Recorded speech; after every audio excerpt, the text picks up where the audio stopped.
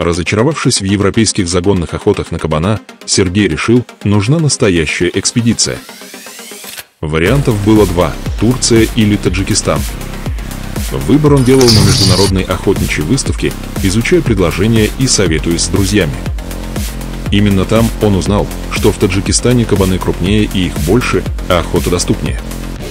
Конечно, предстояло быть готовым к настоящей экспедиционной атмосфере, долгий перелет и, скажем так, очень аутентичные условия проживания, без излишеств, но с настоящим таджикским гостеприимством. И теперь мы приглашаем вас прожить вместе с охотником все 6 дней этого приключения.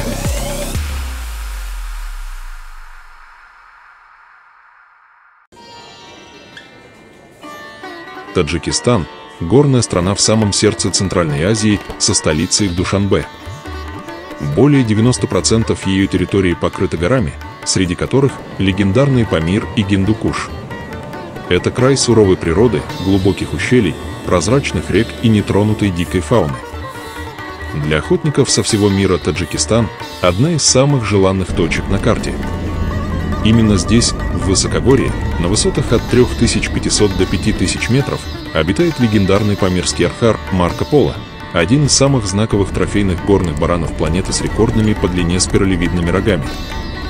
Помимо архара, в Таджикистане разрешена и строго регулируется охота на горного козла, айбекс, волка, кабана. Трофейная охота в республике не просто бизнес, а важный элемент сохранения природы. Именно на доходы от иностранных охотников здесь поддерживается популяция диких животных на высоком уровне, оплачивается работа егерей и охраны, развиваются биотехнические мероприятия и просветительские программы среди местных жителей.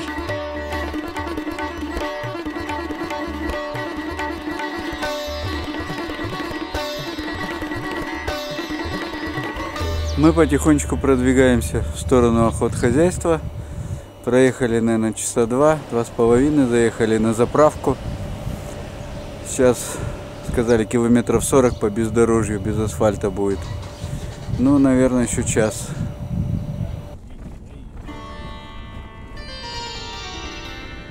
Путь до охотничьего хозяйства, которое находится в Бальджуванском районе, недалеко от знаменитого Нурекского водохранилища, от международного аэропорта Душанбе занял примерно 4 часа. Основная часть дороги, а это приблизительно 200 километров, пролегала по асфальту, а еще 50 километров по дну ущелья вдоль горной речки в ущелье Сарахасар по практически отсутствующей гравийной дороге.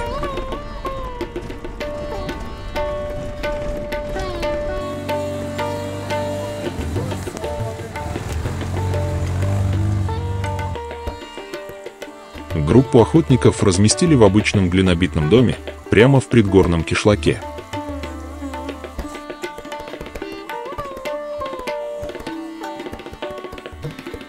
Они оказались в самом центре местной жизни, и вместе с семьей местного охотника им предстояло делить быт, наблюдая изнутри за неторопливым укладом жизни коренных жителей Таджикистана.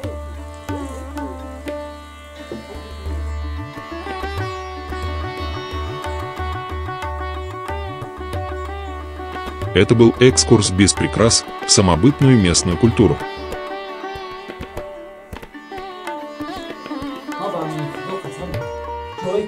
Радушный хозяин традиционную таджикскую, узбекскую еду принес. После приезда и короткого ознакомления с базовым лагерем и размещением, радушные хозяева накормили охотников вкусным обедом. Садись, баранина, да, Карим? Да. Вот. Это называется женить, да, чай? Да.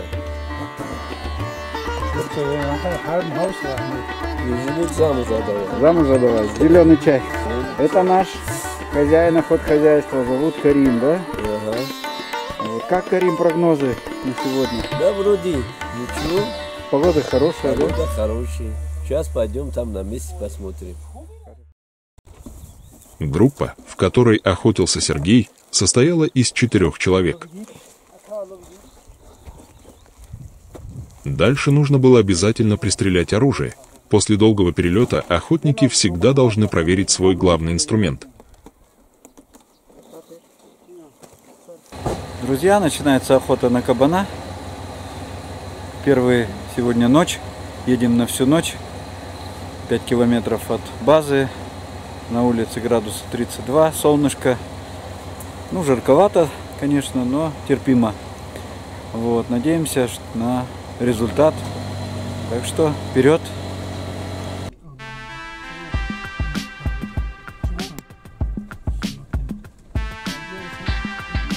О дорогах в этих местах хотелось бы рассказать отдельно. Даже в кишлаке все пути были размыты горными потоками.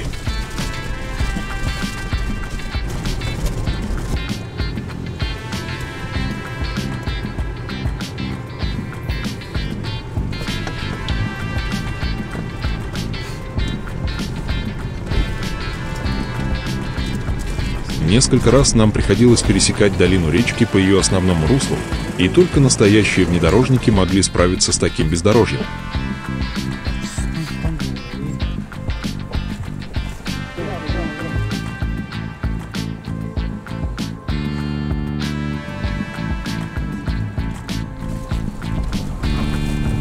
Можно лишь представить, что происходит здесь весной, в период паводков, когда река наполняется до краев. Тогда, скорее всего, любое передвижение по этим местам становится просто невозможным.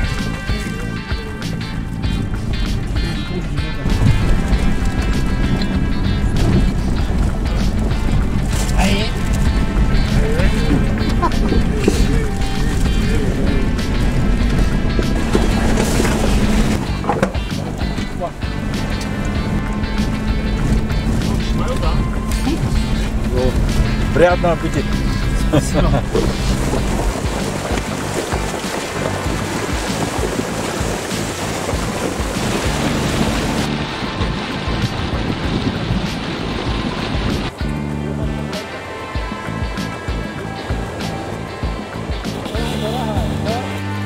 Команду Сергея высадили неподалеку от места предстоящей засидки.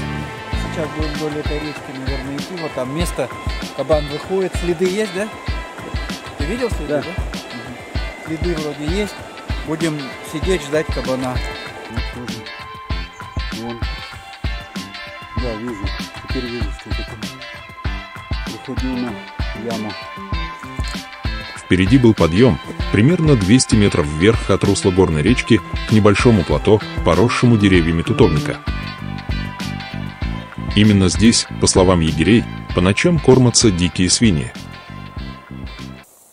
Егеря сразу приступили к подготовке позиции, ведь предстояло провести здесь около 8-10 часов в тишине, наблюдении и ожидании зверя. К счастью, на месте оказалось вдоволь скошенного сена. Это позволило обустроиться с относительным комфортом. А с высоты открывался живописный вид на долину. Чтобы сделать точку еще более привлекательной для зверя, егерь потряс тутовник, чтобы на землю осыпалось больше спелых плодов.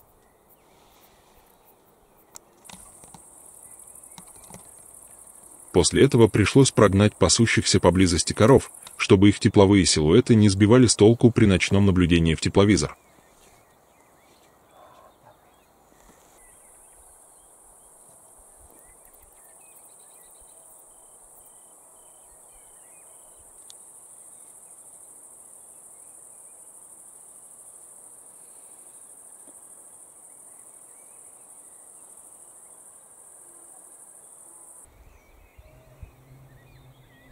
Постепенно начало темнеть. С высоты были видны огни кишлака, а как только сгустились сумерки, на кормежку начали выходить первые молодые подсвинки.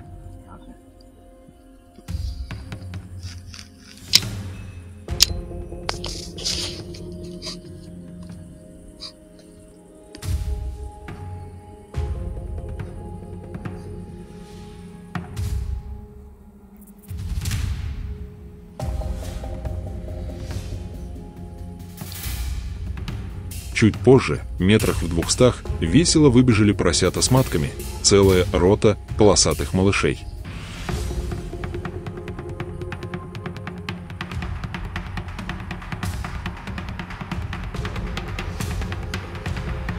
Позже к ним присоединились и другие особи, которые вплотную подошли к деревьям плодовым всего в 30 метрах от людей.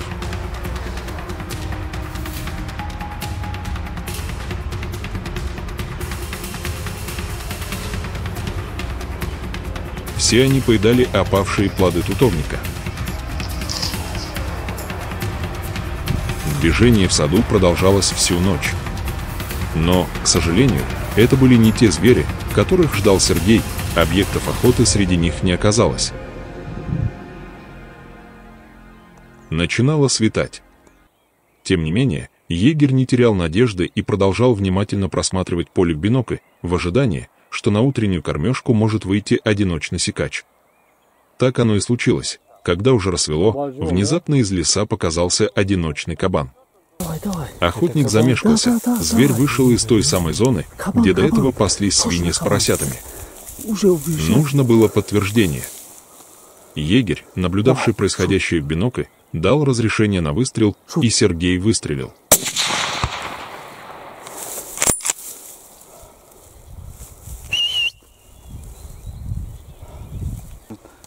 Стрелял, все неожиданно, все произошло, уже собирались, и он вышел из кустов. Почти не готовился, но стрелял по переду, сейчас посмотрим, что. Раздался характерный звук попадания шлепок, но при поиске на месте не удалось найти ни крови, ни других признаков ранения. Надежда осталась на местного пастуха с собаками, которые должны были пройти этим участком позже. Команда спускалась с гор, за ними уже подъезжала машина. Так завершилась первая ночь охоты. Друзья, наступил второй день охоты. Сегодня погода примерно такая же. Мы собираемся, сейчас вот уже 4:30, мы собираемся выехать. Сегодня утром был шанс добыть, но, правда, шанс призрачный. Немного далековато вышел кабан, я не смог как бы поймать, прицелиться, но вроде как не попал. Искали, кровь не нашли. Но сегодня тоже надеемся, что выход будет хороший, потому что кабана много. Всю ночь выходили свиньи с поросятами. Были также и сигалетки. Вот, ждали кабана, но кабан вот вышел под утро. Ну и то небольшой. В общем, охота продолжается.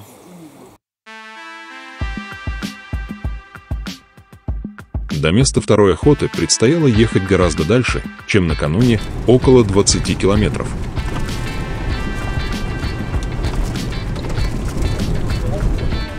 По дороге даже пришлось взять попутчика. Он стоял на подножке, потому что в машине уже не было свободного места. Такое тоже бывает, и Тойоты ломают.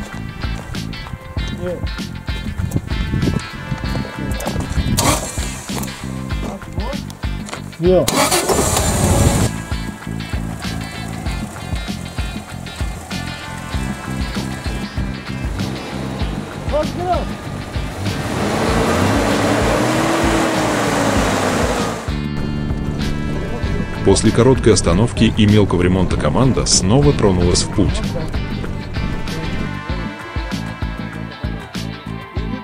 В эту ночь охотникам предстояло ждать выхода сикача прямо в огороде, всего в 150 метрах от дома уважаемого местного жителя. Помощник егеря вместе с мальчуганом из деревни начали обустраивать засидку, чтобы предстоящее 10-часовое ожидание прошло как можно комфортнее.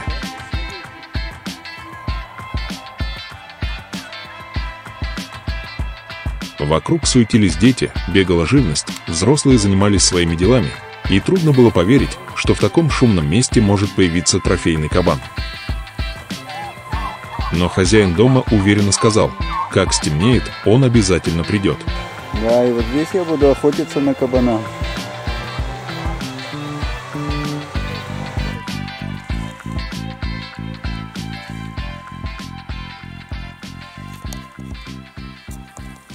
Как вам тут живется? Хорошо?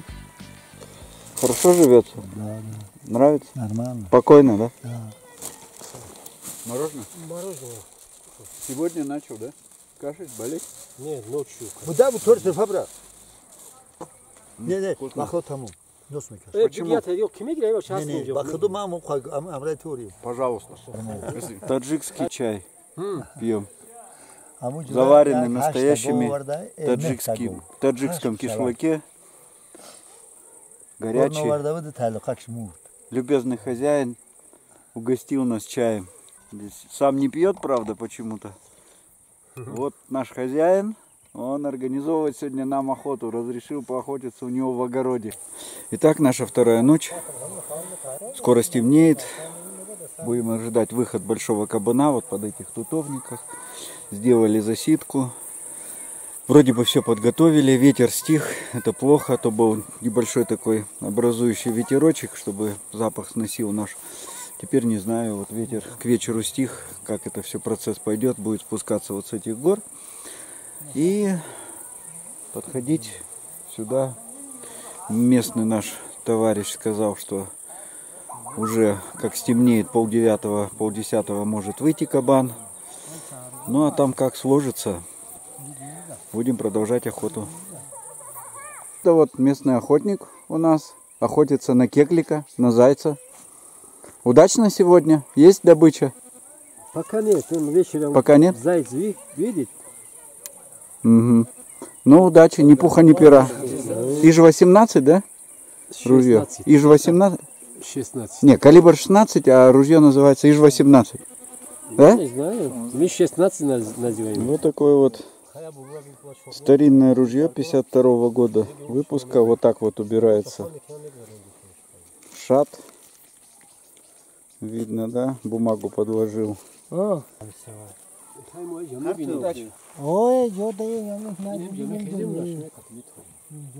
Охотник охотнику всегда пожелает удачи. Понимаешь, да? И вот незаметно стемнело.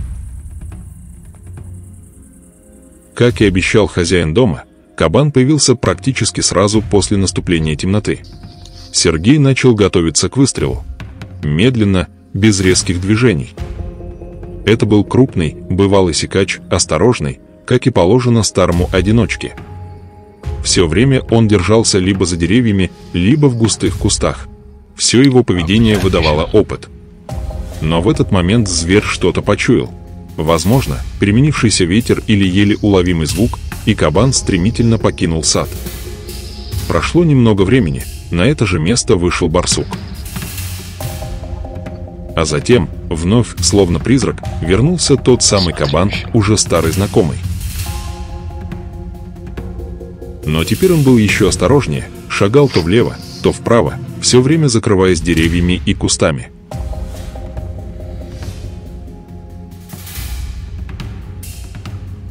Для оператора он был виден, но стрелку все было сложнее, линия прицеливания находилась значительно ниже.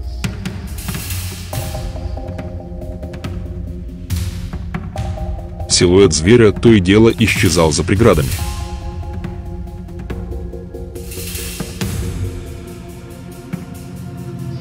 И вот, наконец, настал момент.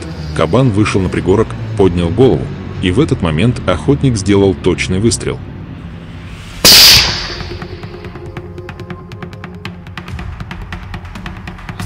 Но зверь не пал на месте. Он рванул вверх по склону, исчезнув за деревьями. Вот там видно уже. Да. Да. Наверх. Не видно больше.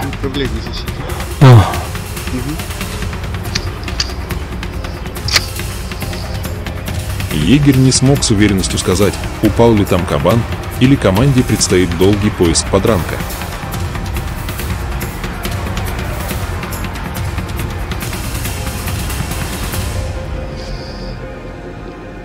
После долгого затишья на засидку вышел дикобраз, редкое животное, занесенное в Красную книгу Таджикистана.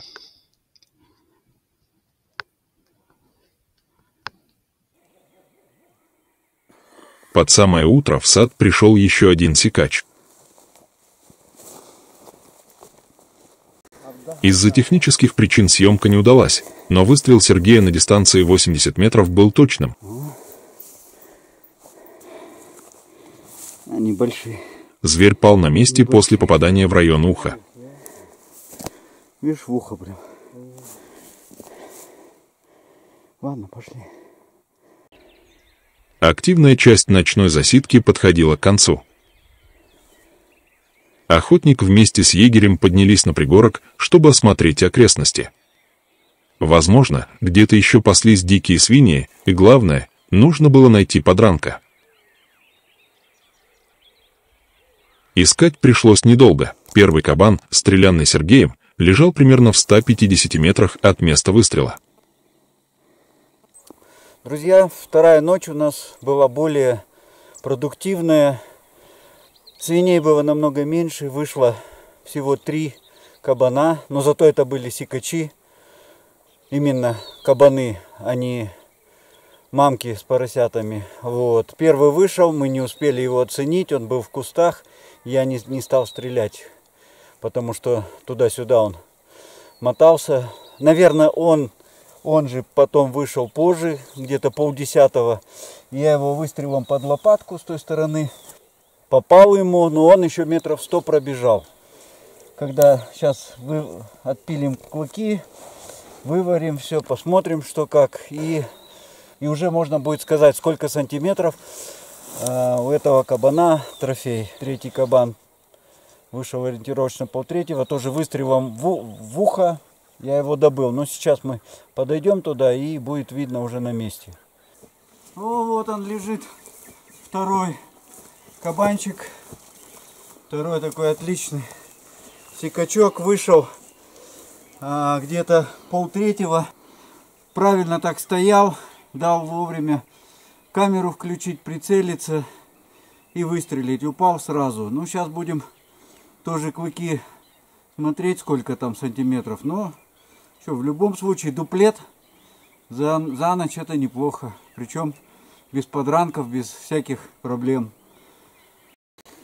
Тут еще одна история. Начали вот внимательнее к кабану присматриваться, а у него вот здесь вот на трос он поймался. Трос, видать, какая-то была петля или браконьерская, или что. Ну, в общем, вырвался он каким-то макаром. Но мы его взяли. Такая петля. Так что это благородный отстрел был. Вообще супер. Считаю, что хорошее дело сделали. Такого кабана по-любому изымать надо. Ладно, будем собираться потихонечку. Ехать на базу отдыхать. До вечера. Наступил 3-й наш охотничий день. В Таджикистане охота на дикого горного кабана. Сегодня ночью была удачная засидка. Было добыто 2 сикача мной, очень больших. Оценка трофеев произойдет немного позже. Сегодня погодные условия примерно такие же. Выдвигаемся по плану. Буду держать вас в курсе событий.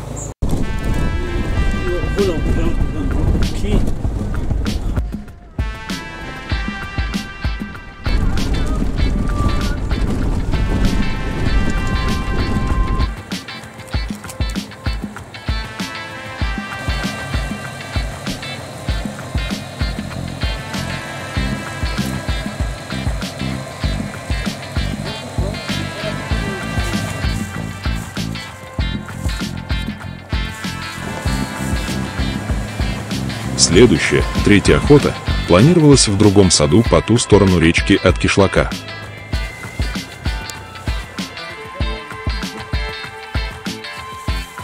Вот тутовник такой растет. Дерево. Это он спелый такой? Он не будет красный? А, когда высохнет. Ага. Но это уже спело, его можно. Это было просторное место у подножия сопок, где рос тутовник, алыча и яблоки. Заняли позицию на преобладающей высоте. Внизу у нас тутовник, фруктовые деревья, алча, яблоки. Вот сейчас они опадают, тутовник трясли. Сюда вот приходят свиньи на вот эту вот низинку. Сейчас расстояние подальше. Где-то в среднем 150, 200, 250 метров. Вот будем пытаться добыть кабана с дальней дистанции. Солнце село. Вот. Внизу текет река основная. Здесь вот по этому ущелью мы охотимся. Будем ждать сюрпризов от Таджикистана. Может быть, выйдет действительно очень хороший самец. Солнце садится, наступает тишина. Там, где мы ждем кабана, вот пасутся лошади, тоже вкусную ягоду пытаются покушать. Все это, конечно, создает помехи при ночной охоте, так как придется реагировать на тепловизионные, так сказать, картинки, что будет показывать, что там что-то есть, и будем отвлекаться на них. Но что сделаешь? Ходят животные, пасутся, ничего, их всех не выгонишь. Местный проводник выбрал удачную точку на возвышенности, с которой открывался отличный обзор почти на весь сад. После наступления темноты жизнь в саду сразу ожила. Первой показалась лиса. Она бесшумно скользнула вдоль кустов по своим делам в поисках добычи. Сзади. Как и накануне, одиночный кабан вышел почти по расписанию, едва стемнело. Но в отличие от прошлой ночи, дистанция была около 200 метров, что для ночной стрельбы уже серьезно.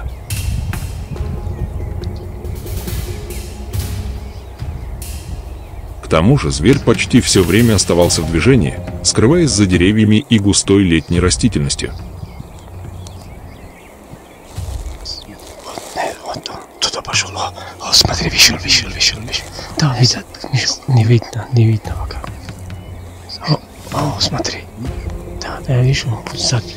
Вот деревья, за деревьями. Нет, через дерево не надо. Вот смотри, вещер. Сейчас. Подожди. Нет, Егерь пытался помогать, но только создавал ненужную суету. Сергей и без того прекрасно видел зверя через ночник. Не надо, пускай он видит.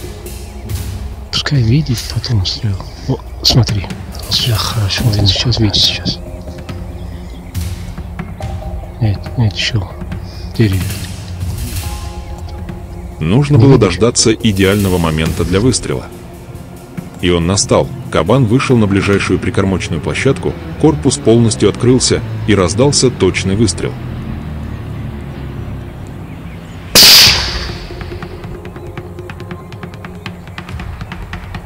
Но зверь не лег на месте. Он рванул вверх по склону и скрылся в кустах.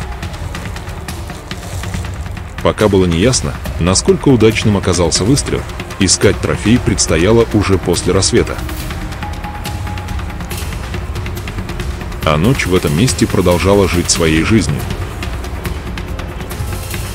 Сейчас видит. А чуть позже, вероятно по следам стрелянного кабана, сюда вышел медведь. Сначала егерь не понял, кто это, но, присмотревшись, стало ясно, перед нами медведь, занесенный в Красную книгу Таджикистана. О, вышел, да.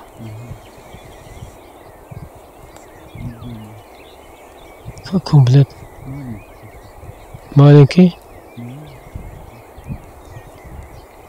Я зашел сюда. Светало, и эта очередная охотничья ночь подходила к концу. Что, ночная засидка закончилась. Сейчас пойдем искать кабанчика, которого я попал в начале ночи.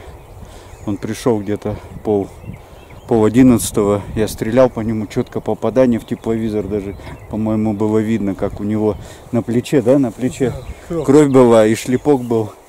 Так что я думаю, выстрел результативный, поэтому идем искать. Ну что, друзья, поиск окончился неудачно.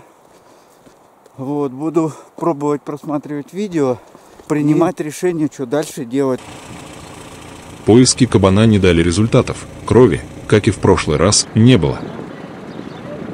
И вот звонок. Пастух сообщил, что собаки ведут себя странно, лают, мечутся. Вероятно, они нашли ночной трофей. Одна хорошая новость сегодня. Вчера вечером стрелял кабана вот этого на 225 метров. Явно слышал, что попал. Вроде как и по поведению, но мы не смогли найти. Тут очень такие густые заросли. Сегодня утром собаки нашли его.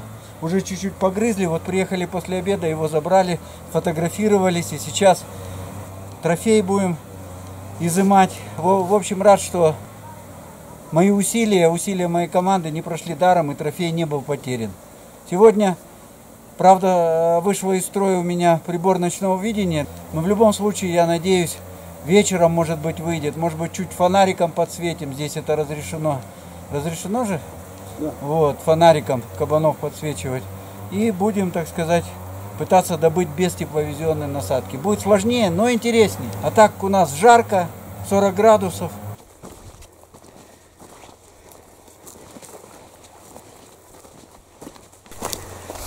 Четвертая ночевка. В этот раз без насадки тепловизионной, с фонариком.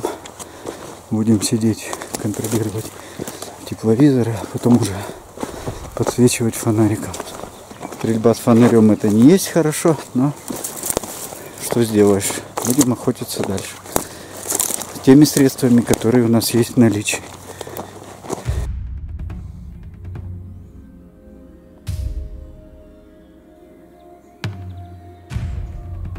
В эту ночь первым на карауле был Сергей, а его спутник устроился отдыхать.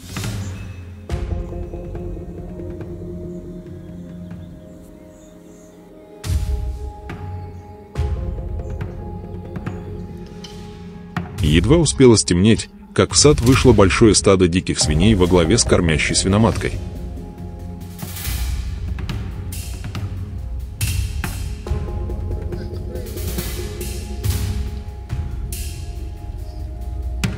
Но, услышав голоса хозяев сада, возвращавшихся домой, стадо мгновенно ретировалось.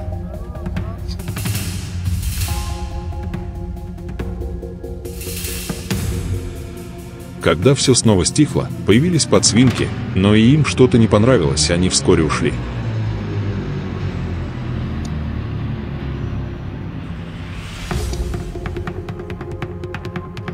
Лишь свинья с поросятами задержалась и основательно устроилась на кормежку прямо под деревом, а малыши облепили ее со всех сторон.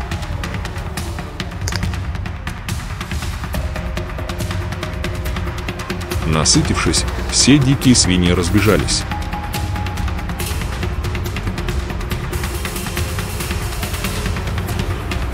И вдруг мимо охотника по следам стада свиней тихо прошел медведь.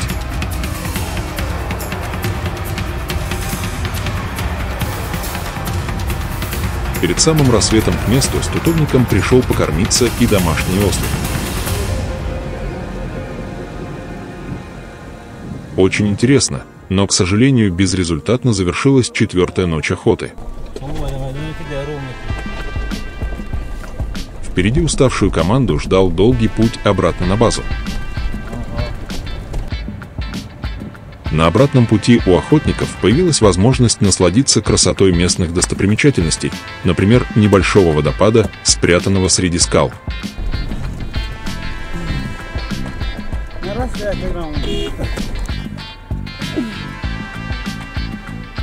Дорога была колоритной. То и дело встречались импровизированные транспортные средства, ослики, мирно стоявшие или лениво бредущие по дороге.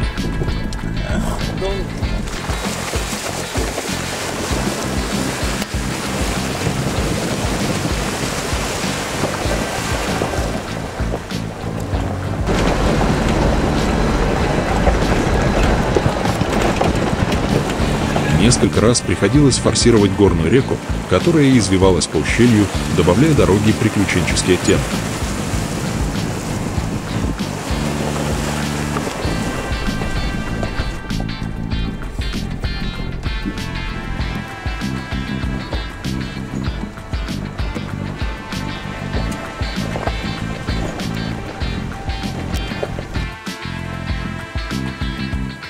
И, наконец, спустя 2 часа пути, охотники прибыли в лагерь, где их ждал долгожданный и заслуженный отдых.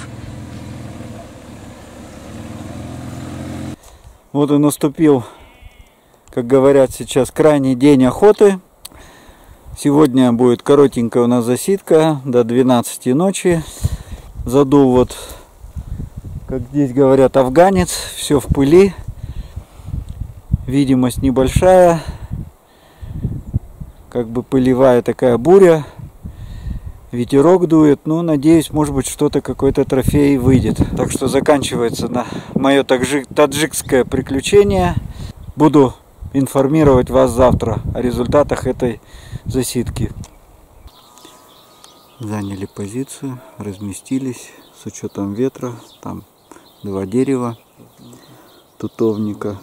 Вот кабан обычно местный сказал, что здесь выходит кабан. Ну, будем ждать. Сейчас стемнеет, и уже время выхода кабана.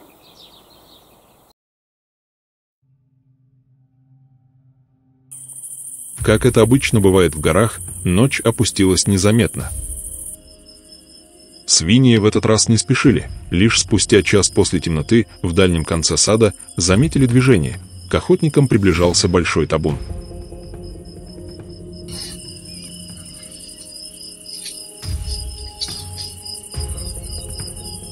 Животные начали кормиться и попутно выяснять отношения между собой.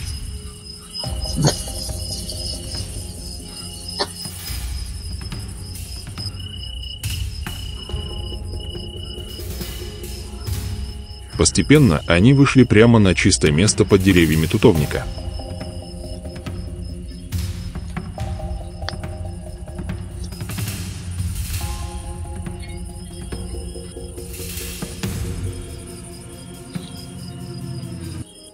Вдруг кормящая самка насторожилась.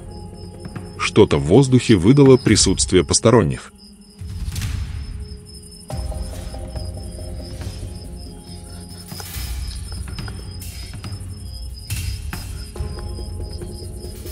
Она подошла почти вплотную, всего 4-5 метров от засидки, долго принюхивалась.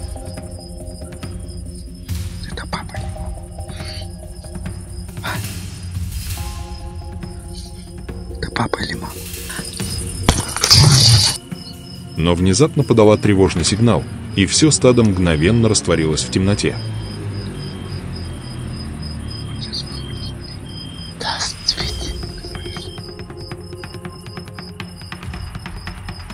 Приходили еще 2 свиньи, но все это были небольшие экземпляры.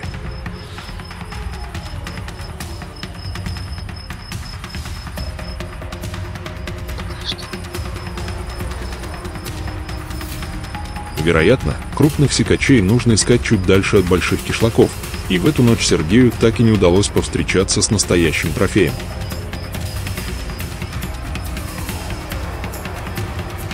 Через какое-то время сюда заглянул барсук, но проводник сказал: дальше сидеть смысла нет, завтра ранний отъезд.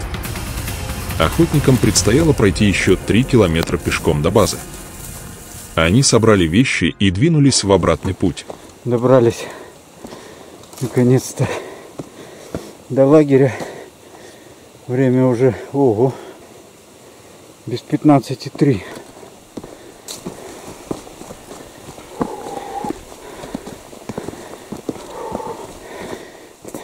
Завтра домой. Все. Утром встаем, завтракаем, собираемся и домой. Все. Охота окончена. Собираю оружие, разбираю точнее. Будем подводить итоги. Добираться до Душанбе. Сложный обратный путь, опять по бездорожью, потом на асфальте. Ну, в общем, с охотой все. Утром перед отъездом все трофеи, добытые этой группой охотников, выложили вместе.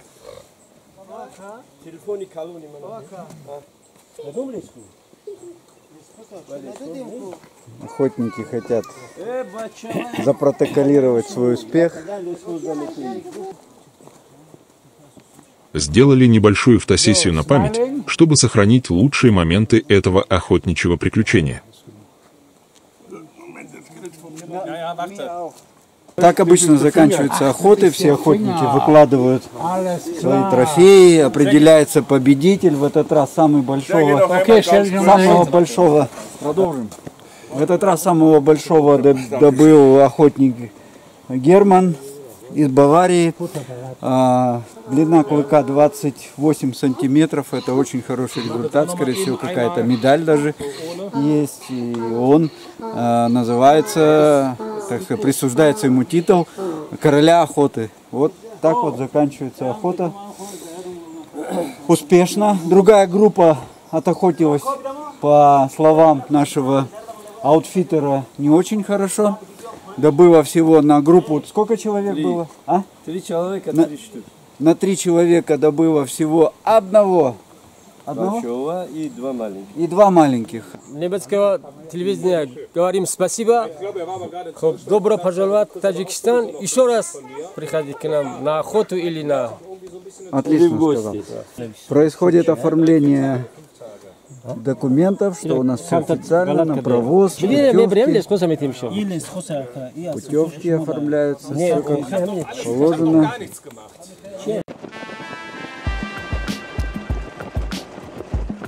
Эта охота в Таджикистане подарила охотникам все: и дальние выстрелы, и выстрелы почти в упор, и охоту при дневном свете, а также в кромешной тьме с тепловизионными приборами.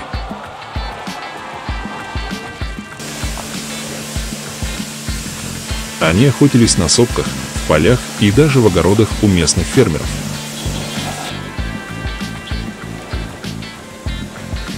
Это путешествие для тех, кто не боится долгих и тяжелых переездов, многочасовых засидок, простого сервиса и всех сложностей горной логистики.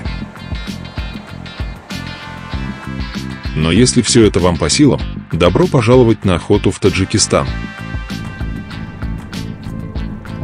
Возможно, именно здесь вы сможете пройти по такому же пути и испытать все то, что делает охоту настоящим приключением.